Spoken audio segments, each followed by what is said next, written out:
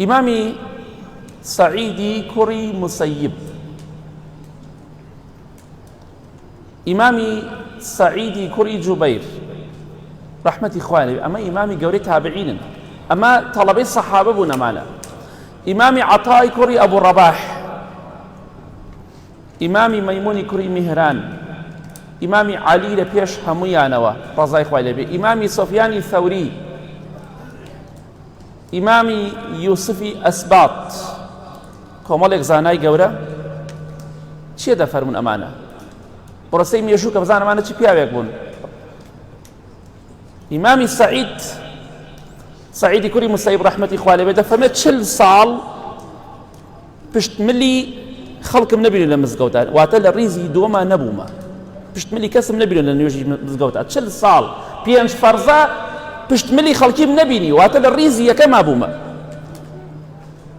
ئەمانە هەمویان دەفەرمون ئەگەر هەچی بەیتولمال و ماڵی موسڵمانان هەیە بیدەی بەدەستمانەوە، سیقەمان بە خۆمان هەیە خیانەتی دەرهەمێک نەکەین. هەچی پارەی موسڵمان و زەکات و خێر و سەدەقەی موسڵمانانێک کە لە بەیتولمالە کۆ کرایەوە هەمووی بخە بەردەستمان، سیقەمان بە خۆمانە خیانەتی دەرهەمێک دینارێک نەکەین. بەڵام لەگەڵ ئافرەتێکی ڕەشپێستی ناشرینی قێزە و نابین سیقەمان بە خۆمان نییە.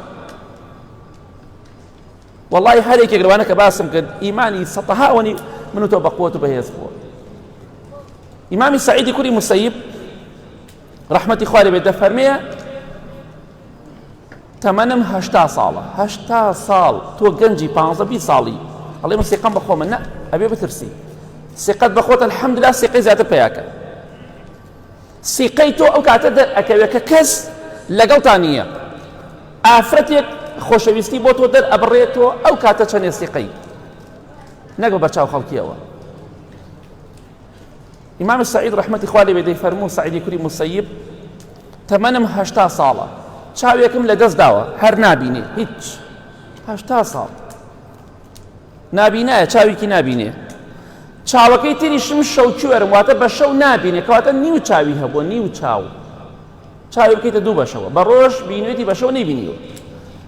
دەفەرمێت ئەم تەمەنە گەورەم هەیە، ئێستەیش سیقەم بە خۆم لێ لە ئافرەتە تەرسم، لە فیتنەی ئافرەت. کەواتە خوشکی بەڕێزم تۆش لە فیتنەی پیاو بترسە.